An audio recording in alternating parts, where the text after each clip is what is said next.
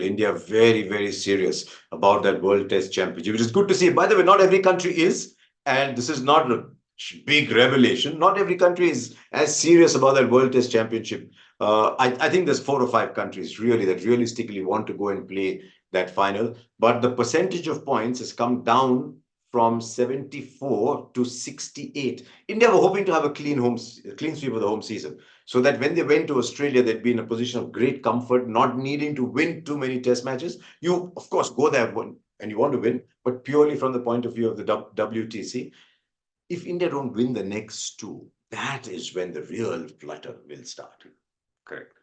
And as it is, if India do make that World Test Championship final, they're going to have to play 6 test matches in 7 weeks or 8 weeks, which is not going to be easy. So it's 2-1 to India, or are we still sitting on a high horse and saying, yeah, we win India? I mean, India haven't lost a home series since 2013. It's not easy to beat India. Let's make that very clear. Any visiting team, it would mean a lot to them, the fact that they've come to India, but they would also know the conditions favor them in a big way, which doesn't happen always. They got the best. They got the best. To be fair, they made the most of it, but they got the best. Yeah. In that pitch, because it was raining so much, they couldn't prepare it the way they would have ideally wanted.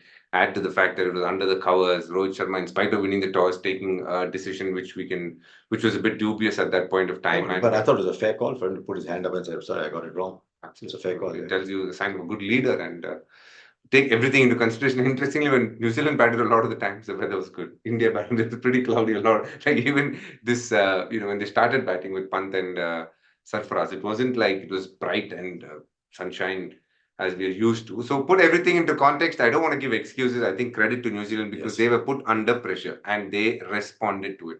So I wouldn't like to take anything away from New Zealand. Overall, a very good performance. When the conditions were good, they made use of it. When the conditions were hard, they did go for runs. But when the moment came, they again grabbed it. And that's the sign of a good team and a team that wants to do well. So all in all, a test match that New Zealand deserves to win. If you ask me what the result will be at the end of 3 test matches, I'll still back India to say 2-1 is a very, very good possibility. But the beauty of this sport is I thought it would be a 3-0 and I'm mistaken in a bad way. And that's the beauty of the sport. You've got to agree that, when teams come to win and sometimes things go their way, it could very well be that Pune could be another game when New Zealand could dominate. We'll wait and see. But for the moment, I'll still put my money on India to say in India to beat India takes a lot of effort.